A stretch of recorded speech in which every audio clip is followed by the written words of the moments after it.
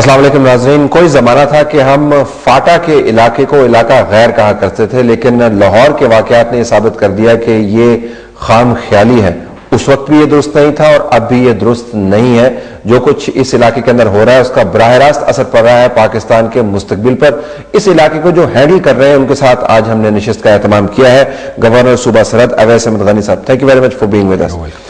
Street to the point, Barack Obama کی policy review سامنے آیا ہے، اس کے اندر جنہوں نے گول آئیڈینٹیفائی کیا ہوا ہے. پہلا گول یہ لکھا ہوا ہے جی کہ وہ القاعدہ کے لوگ جو پاکستان ریلوکیٹ کر گئے ہیں ان کو ہم نے واپس نہیں آنے دینا. القاعدہ پاکستان کے اندر فاٹا کے اندر موجود؟ یہ بات جو ہے میں پچھلے کوئی 5.5-6 سال سے سن رہا ہوں، اور جب میں بلوچستان میں تھا تو وہاں پہ بھی ان کے بارے میں سنتا تھا، اور کوئٹہ شورا کے بارے میں بھی ابھی بھی باتیں ہوتی ہیں. ہمیشہ ان کو میں نے کہا کہ جب ہوتا کہ آپ ہمیں ایویڈنس دیں، ہمیں انفارمیشن دیں، ہم ایکشن نہ لیں پھر آپ لیں. لیکن ہوتا یہ ہے کہ آپ ہمیں جو انفارمیشن دیتے ہیں وہ اخباروں میں دیتے ہیں یا میڈیا پہ دیتے ہیں. تو کبھی میں ان سے مذاق کرتا تھا کہ مجھے تو ایسے لگتا ہے کہ آپ ان کو ٹپ آف کر دیتے ہیں کہ ہم ان کے خلاف ایکشن نہ لیں. I would like to see that substantiated by solid proof. ابھی تک ایویڈنس نہیں ہے ہمارے پاس ہمارے قسم کا، نہ ہی شیئر کیا گیا ہے. شیئر کا تو مسئلہ ہے کیونکہ شیئر میرے حساب سے تو نہیں کیا گیا. As far as militants are concerned, definitely FATA میں ہے. وہ بات یہ ہے کہ جو افغانستان میں ہو رہا ہے پچھلے 30 سال سے، اس کا تو ڈائریکٹ انفلوئنس ہے، اور وہ ایلیمنٹس ہیں. یہ مطلب آنکھیں تو ہم بند نہیں کر سکتے. اس مرتبہ ویسے جن کا ذکر ہے وہ کہہ رہے ہیں کہ in Pakistan Al Qaeda and other groups of jihadist terrorist are planning new terror attacks. ایک اپ گریڈیشن آپ کو نظر آتی ہے ان کے اسسمنٹ کے اندر. تو القاعدہ ریلوکیٹ نہیں کیا، ہمارے پاس کوئی ایویڈنس یہاں پہ موجود نہیں ہے. سر ریلوکیشن میرے خیال میں نہیں. اس کی وجہ ہے کہ اگر آپ دیکھیں ہمارے ٹرائبل ایریا کو، اس وقت ہم کیا کر رہے ہیں، ہم وہاں پہ بہت ہیوی پریزنس ہے اسٹیٹ کا، آرمی کا ہے، فرنٹیئر کور کا ہے، اور ہم باقاعدہ ایکشنز بھی لے رہے ہیں. بیوقوف ہوں گے اگر وہ یہاں پہ رہیں کیونکہ وہ ایکشن کی زد میں آ سکتے ہیں. لیکن خود وہاں پہ جو ہے گورنمنٹ جو ہے، افغان گورنمنٹ اور نیٹو اور امریکنز خود کہتے ہیں کہ 70% آف افغانستان جو ہے ان کے کنٹرول سے باہر ہے، اور وہاں پہ جو ہے یہ ملیٹنٹس، انسرجنٹس، طالبان کا جو مختلف نام لیتے ہیں وہ وہاں پہ موجود ہیں. ان کے لیے افغانستان میں 70% ایریا جو ہے وہ بڑی چیز ہے، ان کو یہاں آنے کی کیا ضرورت ہے. تو وائٹ پیپر میں جو گولز آئیڈینٹیفائی کیے گئے ہیں، to disrupt, dismantle, defeat al Qaeda and safe havens in Pakistan and to prevent the return to Pakistan Afghanistan, یا ان کی حقیقی بنیاد نہیں ہے، یا اس میں میرے جو پوائنٹ گھوسٹ گولز ہیں؟ نہیں سر، میں ان کو اگین یہ کہوں گا کہ اگر پاکستان میں جو ہوگا، جو ہم نے بڑی کلیئرلی بات کی، پاکستان میں جو کارروائی ہوگی وہ پاکستان خود کرے گی. پاکستان ایک خود مختار ملک ہے، اور اگر ہم واقعی ایلائز ہیں تو پھر ایلائز کے اوپر ٹرسٹ ہونا چاہیے. یہ جو ہے ٹرسٹ ڈیفیسٹ جو ہے سب سے خطرناک چیز جس کا ذکر کیا گیا اس کے اندر. ہاں، ٹرسٹ ڈیفیسٹ کو ان کو ایڈریس کرنا چاہیے.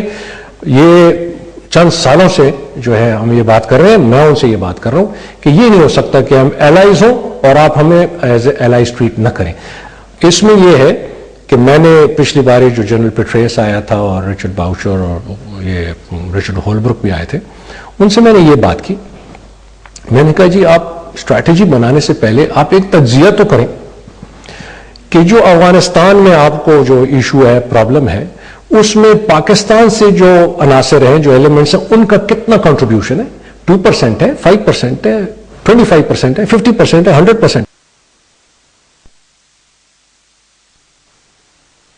کیونکہ ہمارا اس جو خیال یہ ہے کہ یہاں سے جو عناصر کچھ جاتے ہیں وہاں پہ جہادی ہیں، افغان طالبان بھی ہیں، کچھ اپنے بھی، 5 to 8% سے زیادہ نہیں ہے. باقی تو میجر پرابلم جو ہے وہ افغانستان کے اندر ہے. انہیں انپٹ آپ کی وجہ سے سنی نہیں ہے کیونکہ آپ صرف پاکستان سے متعلق جی یہ غلط کر رہے ہیں، کیونکہ جب تک یہ تجزیہ نہیں کریں گے اس کے مطابق آپ اپنا صحیح رسپانس جو ہے اس کو کیلیبریٹ نہیں کر سکتے. لیکن پالیسی پیرامیٹرز از ڈن، جو انہوں نے تیار کی تھی وہ تو ہو گیا. اور امریکنز کی طبیعت اور طریقہ کار آپ کو پتا ہے کہ وہ پالیسی بنا لیتے ہیں، غلط یا صحیح.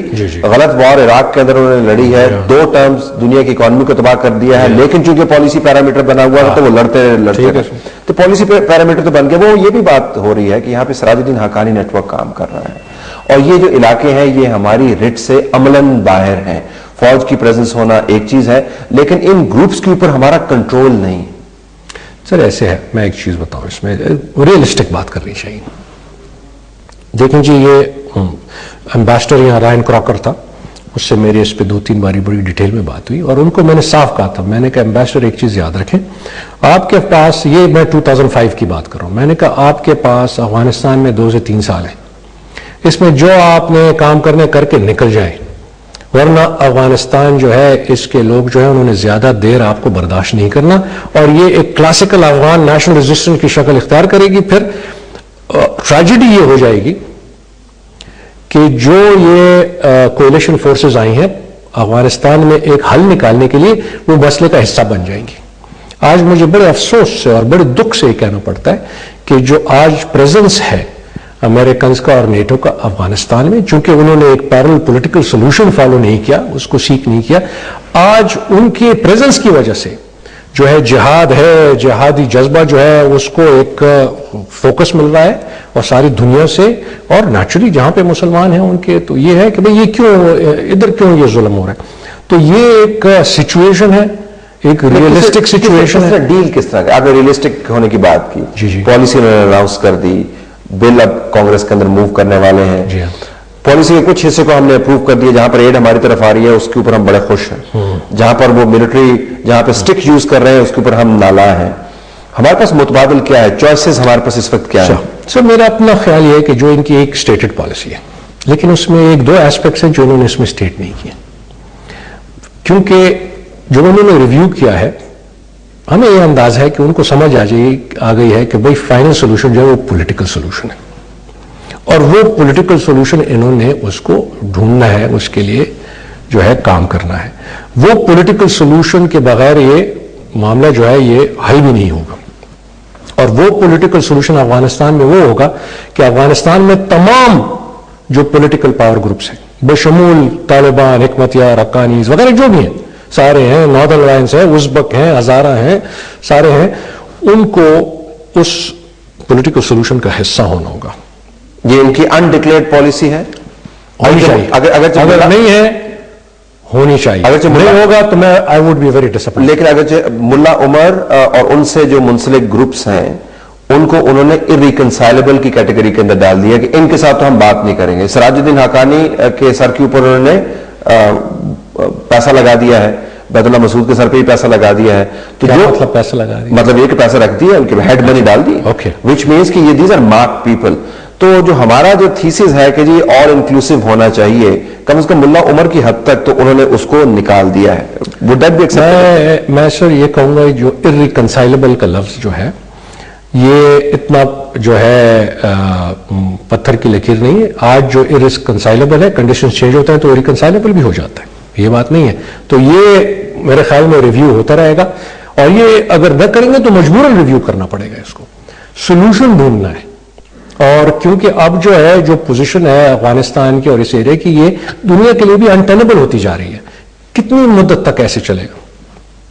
تو میرے خیال میں ایک تو اسٹیٹڈ پالیسی ہمارے سامنے ہے، انسٹیٹڈ پالیسی میرے خیال میں they have to really make efforts for political solution.